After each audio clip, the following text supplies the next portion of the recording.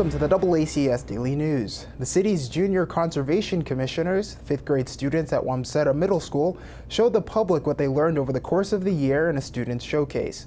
We spoke with conservation agent Nick Wiley to learn more. So today is Wamsutta's end of the year showcase. This is the showcase, at least for the 5th grade areas where we're in right now, is for the Junior Conservation Commissioner program. We started this back in the fall. This is the second year it's been here at Wamsutta.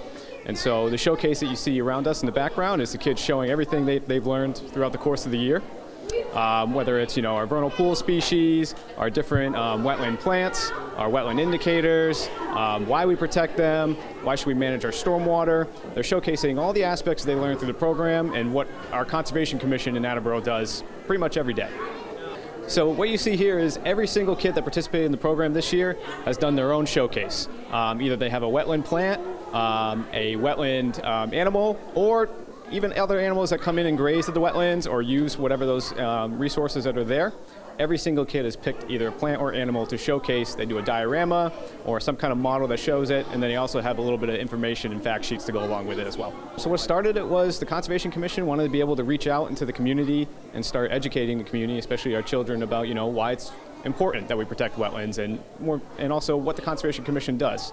Some people, not a lot of people, know exactly what it entails throughout their volunteer work that they do. So also what we did is we started working with Mass Audubon and teachers here at Wamsutta. We developed a curriculum to go over our, the main things we protect, whether it's public water supply, private water supply, different plants and animals, and just show the kids why it's important for what the Conservation Commission does. So far we've gotten a great response. They love learning about all these different things. Bit of the capstones at the end of the year is we go out to the vernal pools that are right here at Wamsutta, and we show the kids all this different life that is just underneath the surface of the water. We also take them on a field trip to the Oak Knoll Wildlife Sanctuary, where they can actively participate in doing some of our dip netting that I do in my life throughout my job every day.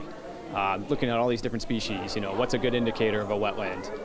If I see this species, what does that mean? Let's look at the population counts. Does this show us that there's a changing environment going on? What may be causing our change in the environment? And things like that. The impact and what I hope they get out of this program the most is a newfound respect for their environment, their community, and just nature in general. To be able to go out and now they can look out at these different vernal pools, ponds, wetlands, anything, forests, and see that there's so much more life and thriving in there than what they were normally used to seeing.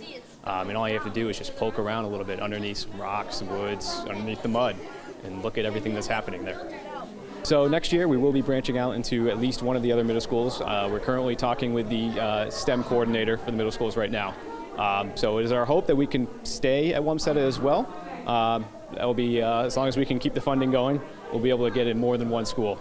But the idea is to keep this program going for as long as possible. At the moment, this is 100% funded by the Conservation Commission.